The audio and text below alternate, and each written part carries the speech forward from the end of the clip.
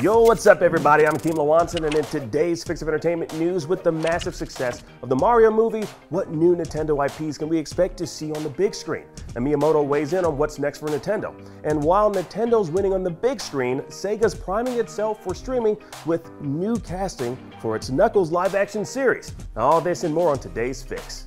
Let's drop it.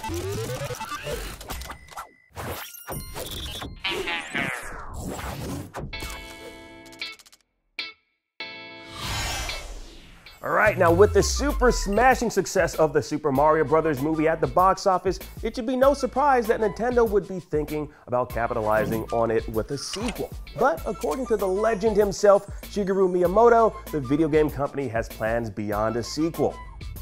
Speaking with the Japanese news site, Miyamoto confirmed that Nintendo is indeed looking at some of its other IPs and that the company's aim is growth in all forms of media, including film. And with the recent US opening of Super Nintendo World at Universal Studios Hollywood, the video game company is definitely eyeing more outlets in the entertainment space. Now, as for movies, Mario is of course the best litmus test for this, as he's the most iconic mascot Nintendo currently has. Now, outside of that, there's a plethora of other fan favorites Nintendo could possibly throw into the mix, such as Donkey Kong, Legend of Zelda, and everyone's favorite winged kid with a bow and arrow, Kid Icarus. You know, the most memorable Nintendo IP of them all, Kid Icarus. Yeah, I don't even think his name is Kid Icarus, it's like freaking Pit. His name is Pit. Isn't that weird? Say it's weird. Pretty weird. Okay, thank you. Now, the question is, what's the logical next step for Nintendo regarding movies and TV? Well, if it follows the route Sega has taken, spinning off a series based on the villain turned hero in Knuckles from the Sonic movie sequel, Nintendo could easily make another Donkey Kong animated series. Now, he and the other Kong family members were already introduced in the Mario movie, so it'd be the most natural transition. And there used to be a Donkey Kong series back in the day on Fox Kids where they made that ape sing, like many times. Should know what's going on. Inka Dinka, tell me everything. Could you imagine Seth Rogen singing in his DK voice, which is just his voice? I doubt anyone would want to hear that. Maybe, I don't know. That was terrible, right? I will never do that again. His laugh sucks. Anyways, shout out to Sterling Jarvis, who handled the singing voice for Donkey Kong on the Fox Kids show. Now, it's only been 3 weeks, 3 whole weeks of Mario in theaters, and that plumber boy is still holding it down at the box office, moving its intake closer to $1 billion globally. It's currently at $871.83 million and shows no signs of slowing down. Now, as of right now, the Mario movie has secured the 7th best domestic third weekend, double jumping over Spider-Man No Way Home. You'd think Spider-Man could jump higher than Mario, but I guess not in this case. Take that, web crawler. Anyways, with the film continuing to crush at the box office, it'll be a long while before we see it on the small screen, at least in certain geographical areas.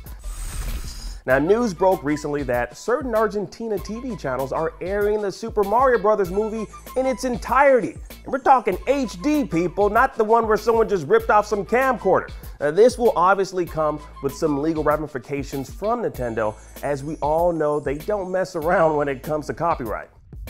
Now, one of the networks, Gen TV, are even posting memes about the situation, making light of their flagrant copyright breach.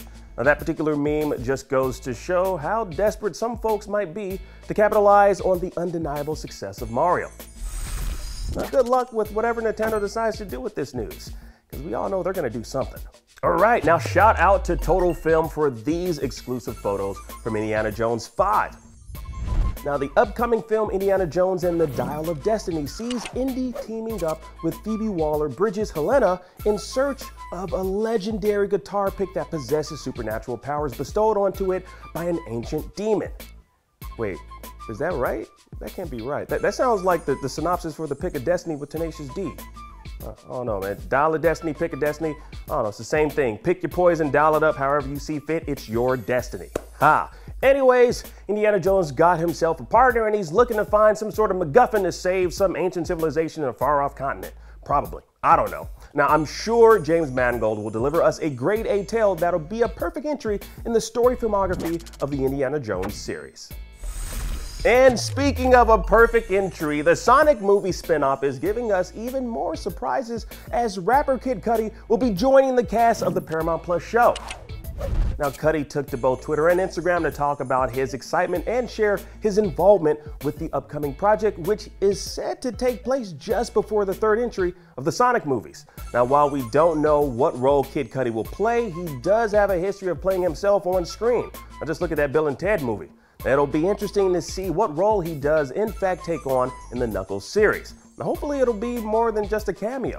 Like perhaps he'll be the voice of another character from the Sonic universe. Now, I feel like Kid Cudi's voice would be perfect for Vector from the Chaotix if there's a chance we'll see that group on the small screen. Now here's hoping whenever it hits Paramount Plus. Alright, that about does it for today's Fix of Entertainment News. I'm Akeem Lawanson and thank you so much for watching. Now that you're caught up on today's news, please check out our previous episode. Download the IGN app on all your devices, and for everything else, stick with IGN.